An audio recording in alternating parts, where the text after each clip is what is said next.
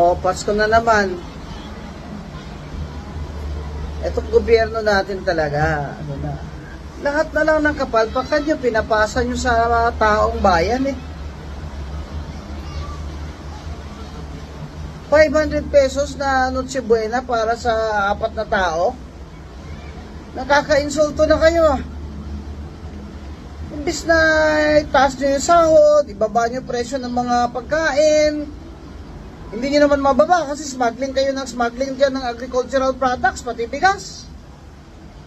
Eh, hindi nyo man lang mababa yung presyo ng bigas dahil wala naman kayong support sa farmers. Import lang kayo na import para may kickback kayo dyan, mga ayop kayo. So ngayon, pagkasyahin yung mga tao sa 500 sa Noche Buena po para sa 4 na tao,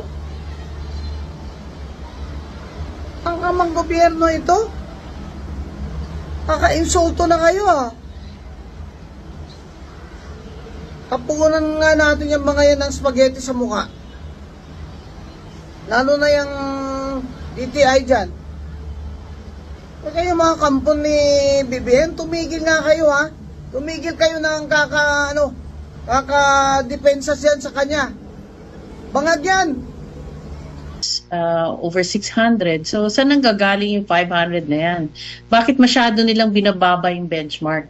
Parang nakaka-insulto naman yata sa mga Pilipino yan. Diba? So, kung sino man yung gumawa niyang soundbites na yan, siguro hindi siya bagsak yan sa Communications 101. Kasi kung ang pinapalabas niyang kwento ay or narrative niya ay mura mga bilihin, hindi ganun yung dating. Ang dating, medyo elitista yung dating kasi parang, yan lang, kaya yung budget, 500 lang. So, magtiis kayo. Parang ganun yung dating sa tao. Opo, pero ang ano din kasi nito, ma'am, sinasabi din nila sa gobyerno, diskarte lang daw ang kailangan kasi meron namang mura, meron namang mga discounted. Debate pa nga kung ano ang Noche Buena. Hinanap natin yung ibig sabihin ng Noche Buena. Parang ano lang siya, salo-salo, may handaan, salo-salo sa pagsalubong sa December 25 po. No? So parang sinasabi nila na kahit anong handa, pwede yan sa Noche Buena, meron namang mga discounted. Pero sa mata ng mga Pilipino kasi, pag sinabi mo kasi pagsalubong sa Pasko, talagang espesyal yan, hindi yan yung regular na kinakain natin na dinner. Parang fiesta, parang ganyan din yung handaan, which is yung 500 pesos mo. Tanong nga, parang hindi nagkaroon ng inflation, sabi mo nga, Ma'am Cora. Opinion niyo po. Actually, kung iisipin mo talaga, birthday yan ni Jesus Christ, diba? So, maski anong birthday, sineselebrate. At usually, pag birthday, yung hindi nga karaniwan na pagkain ang kakainin mo. Tsaka, alam mo kasi, karamihan ng mga Pilipino ay Kristiyano. Kaya ang Christmas ay napakahalaga sa mga Pilipino. So, kung babawasan mo gagawin mo lang 500, parang hindi mo naman binigyan ng importansya ang, si Jesucristo. In that sense, no? At saka, parang tradition natin na pag Christmas, pinag-iipunan mo yan, pinaghahandaan mo yan, para yung mga bata, magbibigay ka pa ng regalo, di ba? At saka magsasalo-salo kayo sa masaganang pagkain. So, hindi ko talaga maintindihan kung bakit pinipilit ng DTI ang ganyang soundbite, no? Hindi talaga maganda pakinggan. At saka anong binibigay mong mensahe sa buong mundo tungkol sa mga Pilipino? Talaga bang naghihikahos ng mga Pilipino at 500 pesos na lang ang kaya nila pang Noche Buena? Nakakahiya, di ba? Malaking insulto yan para sa mga Pilipino. Opo, so kumbaga may problema tayo sa communication. Siguro imbis na ganito yung lagi nilang sinasabi, mas maigi na lang kung ano yung kanilang efforts na ginagawa para mas maging abot kaya na lang siguro yung Noche Buena, Ma'am Cora. Tama. Alam mo, nung eleksyon, namimigay sila ng libo-libong piso, di ba? Bakit pag Christmas hindi sila mamigay? Hindi naman lahat ang bibigyan nila kasi yung mga kulang lang, yung mga nasalanta or talagang nandun sa lower income strata, no? Yun lang naman ang kailangan nilang bigyan eh. So, bakit hindi nila punuan yung pagkukulang? Kasi yan naman ang role ng government. So dagdagan na lang nila kung ba't kailangan ipako sa 500. As you said nga, ilang taon na itong 500. Pero yung inflation tumataas. I mean, yung mga presyo ng bilihin tumataas. So, doesn't make sense. Opo, question pa nga rin dito yung pagiging ano natin, 'di ba? Merong mga pahayag noon na malapit na nating makuha din yung tinatawag na upper middle income na status, hindi pa natin makuha-kuha po. Tapos ganito pa yung mga sinasabi. Parang binabaliwala ba nila yung parang nararanasan ng mga paghihirap ng ating mga kababayan sa tingin niyo po sa mga ganitong klase ng communication? Parang ano lang sila, detached from reality. Ganun. Kasi ewan ko kung bumibisita sila sa mga, alam mo, yung mga mahihirap na lugar, no? Kasi mabuti pa nung previous administrations, makikita mo yung mga secretary ng DTI na talagang pumupunta sa palengke or bumibisita talaga, tinitingnan yung mga presyo, tsaka nakikihalubilo talaga sa mga tao. Pero ngayon yung ating DTI secretary, parang she's out of touch. Ang pangalan pa naman niya Christina. So, Christ, coming from Christ, di ba? Birthday ni Jesus Christ ang Christmas. So, dapat talagang binibigyan ng kahalagahan yung ang Noche Buena. Opo. Ma'am, pag-usapan lang natin ang inflation. Kasi sinasabi nila bumagal ang inflation. So, kumbaga, dati mataas pero bumagal. Pero may pagkakamali din dito sa pagkakaintindi ng isang ordinaryong tao. Baka sila ay malinlang, kumbaga, Mama Cora, na, ba't naging 1% na lang yung inflation last year, ganito? So, ibig sabihin ba nito nagmura na? Ano po yung paliwanag niyan, ma'am?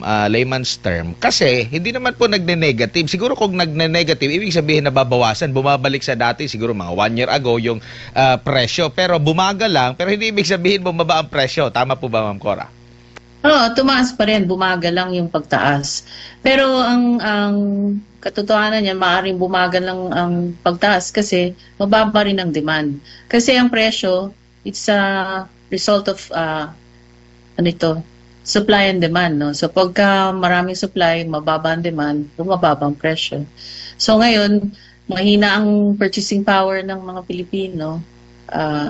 Kaya siguro bagal yung pag-increase ng presyo. Pero tumataas pa rin siya. So, hindi maaaring sasabihin ng gobyerno, mababa ang presyo, so kaya niyong gumastos, ganyan. Hindi ganun yun eh. Bibigyan mo ng oportunidad para tumaas ang sweldo o kaya magkaroon ng trabaho yung mga walang trabaho para tumaas ang consumption nila. Ganyan. Opo. So, yun, ganun yung explanation. Ma'am, dito tayo sa naging pahayag naman ng Bureau of Treasury kamakailan lamang po na napag-alaman na tumaas yung ating budget surplus, no? Kumbaga, ito'y dahil or ito'y may kaugnayan doon nga sa korupsyon. Tumigil yung pagpopondo doon sa mga infrastructure projects. Pag nagkaroon po ba ng budget surplus, mas kumbaga, mas mataas yung pasok ng pera kumpara doon sa kinikita, kumpara doon sa ginagastos po natin. May masamang epekto po ba ito, ma'am, sa ating ekonomiya? Wala naman. Actually, maganda nga na nagsisurplus kasi hindi sila kailangang umutang ng malaki. No? Umutang pa rin pero less yung pressure for them to borrow money. Ngayon, kung fiscal surplus, maganda nga yan, pero dapat yung kinikita ng gobyerno, dapat gagamitin sa mahusay.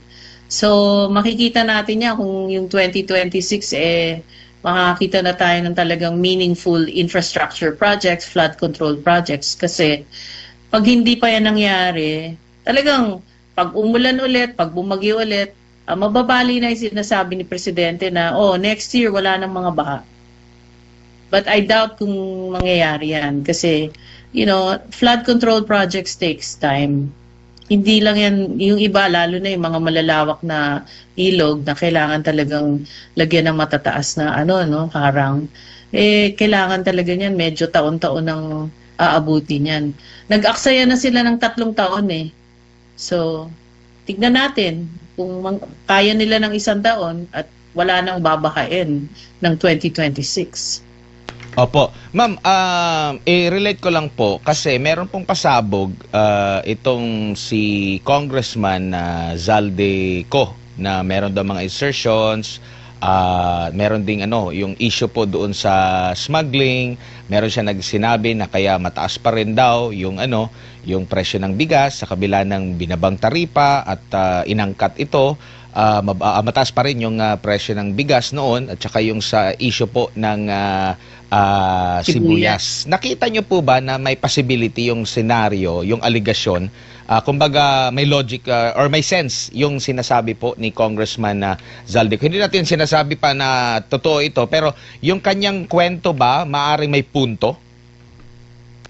Actually, noon pa yan may mga kasong na-file tungkol sa smuggling, pero tinigil yung mga investigasyon eh. Magtataka ka rin talaga kung bakit natigil kasi saan ka naman nakakita ng sibuyas na umabot ng 700 pesos? Alam mo, doon pa lang sa logic na yun eh, alam mo may nangyayaring hindi maganda. Kasi nagtatanim naman yung mga farmers natin ng sibuyas, nagtatanim rin tayo ng bawang. Bakit umabot sa 500 pesos per kilo ang bawang? Alam mo? Mas mahal pa yung mga yan kesa sa karne ng baboy at saka ng baka. So, just using common sense, alam mong may nangyaring hindi karapat-dapat. Diba? Opo. So, talagang magtatanong ka. Pero ang alam ko, meron talagang mga kasong na-file na, pero hindi na ituloy ang hanggang ngayon, kumbaga, walang nakukulong. Ganun din sa drugs, di ba sabi nila, may nahuli silang mga drugs na ewan ko kung ilang tonelada yon, pero hanggang ngayon walang nakukulong. Kaya nga nung previous pag-uusap natin noon, sabi ko, di ba, ilang taon na yung mga investigasyon nila pero wala naman nangyayari, walang nakukulong. Opo. Kaya bumaba yung kumpiyansa ng mga businessmen, mga investors kasi walang accountability itong government na to. Opo. Kung kukonti lang po yung nakakabenepisyo na mga negosyante, pagpalagay natin na yung sinabi ni Congressman Zaldico ay totoo, hindi po yan healthy sa atin, ma'am. Yung parang meron lang pili na mga individual na yun lang yung kumita sa isang bansa kagaya po natin sa Pilipinas, hindi po ba siya maganda sa ating ekonomiya? Di ba nakita naman natin yan nung tinatanong yung mga diskaya, ina-investigate yung mga diskaya. How many construction companies do they own? So, yung mga construction companies na yon, sabay-sabay silang nag-bid sa isang project, naka-crowd out nila yung ibang potential investors or potential contractors, no, na maaaring mas magaling. So, the reason na sabay-sabay yung mga construction companies ni Diskaya para ma-corner na nila yung project na yon. Kumbaga, na-rig na or na, ano ba ang Tagalog ng rig? Na ayos na areglo na kung sinong mananalo dun sa project na yon. Ganun yung nangyayari dun. Kaya parang kung ako, independent bidder, or talagang gusto kong kuha ng mahusay na project, mawawalan ako ng gana. Bakit pa ako pupunta dito sa Pilipinas? Doon na lang ako sa ibang bansa kasi mas madaling makakuha ng proyekto at hindi na ako kailangan makipagsiksikan dun sa mga, alam mo yan, yung mga fly-by-night construction companies. Opo, ma'am, good evening. Si MJ po ito. Ma'am, marami pong issue ngayon, no? Samot-saring issue ng korupsyon at paldong-paldo na tayo, no, sa mga balita kung pag-uusapan po ang irregularidad sa pamahalaan. Itong mga issue ngayon, ma'am, gaano ito nakaka-apekto sa Philippine stock market? Actually, buhat nung nag-peak yung stock market natin noong 2018, mga 34% na yung binagsak ng index ng Philippine Stock Exchange Index. Never pa itong dito sa administration na to, never pa niyang na-break yung record high na na-achieve noong 2018. So, anong ibig sabihin nun? Wala masyadong suporta na nanggagaling sa mga investors. At kung meron man mga investors na sumubok, no, nung umpisa ng administrasyon, naglabasan na ulit. Kaya bumabagsak ng ganyan. Kasi nga, nawala yung kumpiyansa. Opo, anong epekto nito, ma'am? Lalo na doon sa mga pera o mga savings na nakatali po sa stock market pag ganitong kababa po ang ating index? Nakakaawa yung mga retail investors kasi yung iba talagang hindi sila sanay sa volatility or yung paggalaw ng mga presyo ng mga stocks diyan, no. So kung hindi sila nakabenta ng maaga, maaaring yung puhunan nila nabawasan na ng malaki. Kasi kung ganyan, average pa lang yung yung 34% from the high. Yung ibang stocks tinitingnan ko, nangalahati na halos yung presyo buhat nung nag-high sila, no. So, nakakaawa yung mga pumasok ng mataas yung presyo, tapos ngayon sobrang baba na. Marami nang natalo sa pag-invest dyan sa stock market. Opo. Ang isa pang implikasyon yan, yung mga companies na dapat mag-raise ng pondo sa stock market, medyo nag-hesitate sila kasi ang baba ng mga presyo. So, mahirapan sila ngayon kumuha ng pondo dyan for expansion or para palaguin yung kanilang business.